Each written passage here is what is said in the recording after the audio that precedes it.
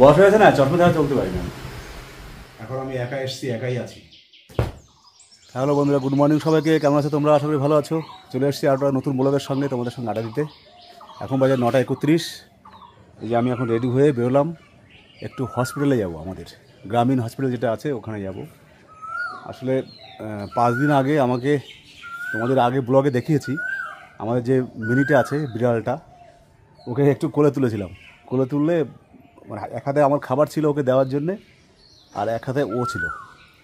তো খাবারটার জন্যে না, ও কোলে তোলার পরে ও লাফ, আমার কোল থেকে লাফ মেরেছিল আর কি।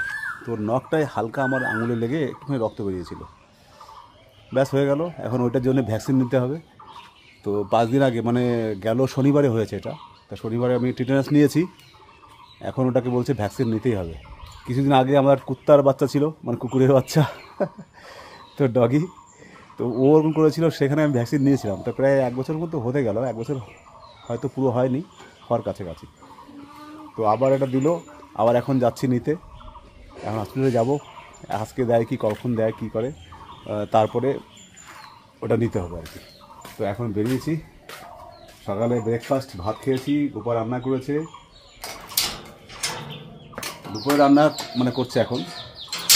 এক্সট্রা করে ব্রেকফাস্ট করতে বারণ করেছি, ওই ভাত দাও তাই খেয়ে নিই। এই এখন বাইকটা বের করে নিয়ে যাচ্ছি। আর কালকে আর একটা লেটেস্ট ঘটনা ঘটেছে।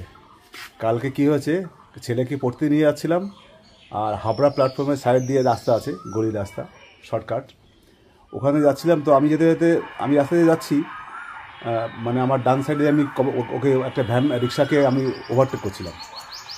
আর ফট করে রিক্সাটা কী করেছে, ফট করে ডান দিকে মানে এই করেছে, টার্ন করে দিয়েছে। ওর সঙ্গে লেগে গিয়ে ওইখানেই আমি পড়ে গেছিলাম। গৌরব দাঁড়িয়ে পড়েছিল, আমি পড়ে গেছিলাম। তো হাঁটুতে সময় লেগেছে, বেশি কিছু হয়নি, মানে কোথাও কাটে ফাটে নি আর কি। তো এখন আমি একটু হসপিটাল থেকে আসি। এই গোপাল যে সকালবেলা রান্নাবান্না ব্যস্ত। শিল্লোটা ওইখানে তুলে দিয়েছো? তো ওইটি জিনিস ওখানে তোলা ঠিক হবে? চশমাটা খুঁজে পাচ্ছিলাম না, মানে সারা বাড়ি তসতস করে মানে ক্ষুধা হয়ে গেছে। কালকে বুকে করে নিয়ে আসছিলাম, মনে আছে, আমি ভাবলাম পড়ে গেছে হয়তো, এখন দেখলাম না, ড্রয়ারের মধ্যে রেখেছিলাম। বয়স হয়েছে না, চশমা ছাড়া চলতে পারি না।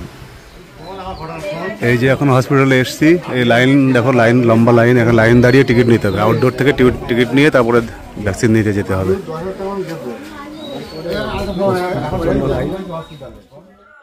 হ্যালো, কোথায়? ভিড় আছে নাকি? ওইদিকে যাচ্ছ না আপনার, শিয়ালদার দিকে যাচ্ছ না? বন্ধুরা, এখন বাজে 1:41। তোমাদের বলেছিলাম সকালে যাচ্ছিলাম আমি হসপিটালে, ওখান থেকে দিয়ে দিল বাঁ হাতে পুশ করে ভ্যাকসিন। তো এখন দুটো মানে নিতে হবে।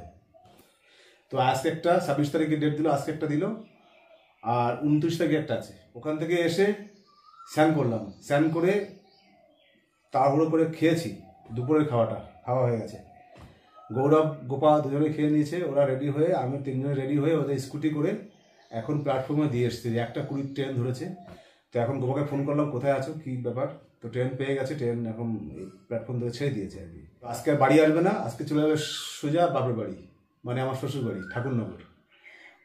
তোমরা নিশ্চয়ই জানো, ঠাকুরনগরে যে হয়েছে ঠাকুরের মেলা হয়, বারোয়ানির মেলা, সেইখানে যাবে। মানে শ্বশুরবাড়িটা কাছে, একদমই কাছে, ওখান থেকে সব দেখা যায় আর কি, এনজয় করা যায়।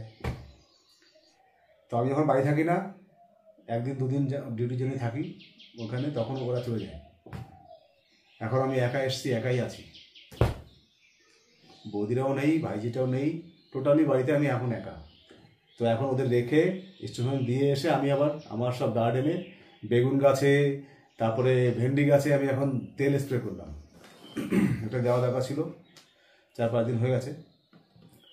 বিকালে জলটা দেবো, জলটা দিয়ে আমিও একদম গো টু ডিউটি।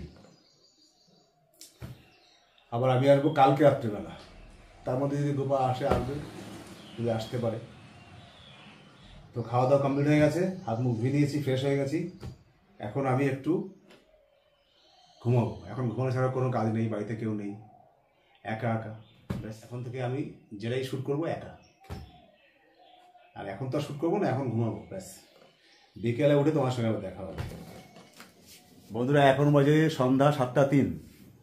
আমি দেখো অর্ধেক রেডি হয়ে গেছি, এই দেখো। এখন আমি ডিউটি যাব, আর বাড়িতে আমি এখন একা। তোমাদের বলেছি গোপা বাড়িতে নেই, গৌরব বাড়িতে নেই, ওরা পড়তে গেছে। পড়ে টোলে তারপরে ওখান থেকে ওরা শ্বশুরবাড়িতে চলে যাবে। তো আমিও কালকে আসবো রাত্রিবেলা, তার মধ্যে ওরা চলে আসবে। হয়তো আমি যখন ডিউটি থেকে আসবো রাত্রিবেলা, তখন হয়তো ওরা আসবে, একসঙ্গেও আসতে পারি, এরকম ব্যাপার আর কি। তো আমি এখন আজকে খাবার খেয়ে নিয়েছি, রাত্রের খাবারটা। তো দুপুরে যে রান্না ছিল সেই রান্নাও বেঁচে ছিল, সেগুলো খেলাম, কারণ এখন তো আর খাওয়ার কেউ নেই, তো ওগুলো থাকলে খারাপ হয়ে যেতে পারে। তো আজকে আমি বাড়ি থেকেই খেয়ে যাচ্ছি। এত সকালে খাই না যদিও, একটু পরে খাই, 8টা থেকে 9টার মধ্যে খাই, আর বেশি রাত করি না অবশ্য। তো এখন খেয়ে যাচ্ছি, আর খাবো না রাত্রেবেলা। খাওয়ার পর্ব শেষ, এখন গিয়ে নাইটে ডিউটি আছে, ডিউটি করে ব্যাস। কালকেও ইভিনিং ডিউটি আছে, নাইট, কালকে ইভিনিং করে রাত্রিবেলা বাড়ি আসবো। তো আজকে বলতে তোমার থেকে বিদায় দিচ্ছি। আবার দেখা হচ্ছে মর্নিংয়ে নতুন একটা ব্লগের সঙ্গে। বাকি যে যেখান থেকে দেখছো সবাই ভালো থেকো, সুন্দর থেকো, সুস্থ থেকো। আজকের ব্লগটা বেশিক্ষণ লং করতে পারলাম না, কারণ বুঝতে পারছো একা একা কী করবো। ওরা থাকলে অনেক রকম কথাবার্তা শেয়ার করতাম তোমার সঙ্গে, অনেক মুভমেন্ট শেয়ার করতাম। যেহেতু একা আছি, একা আর কিছুই করছি না। এখন যাবো, আমি রাস্তায় থাকবো, যেতে যেতে রাত্রেবেলা 8:30 9টা বেজে যাবে। তারপর আর কি ঘুমিয়ে, মানে ডিউটি আছে, ডিউটি করে সকালবেলা উঠবো, তারপর যা কাজ হয়। যার জন্য আজকে আর তোমাদের সঙ্গে কথা বলতে পারছি না, এখানে রাখতে হচ্ছে। সবাই ভালো থেকো, সুন্দর থেকো, শুভরাত্রি, বাই বাই, টাটা।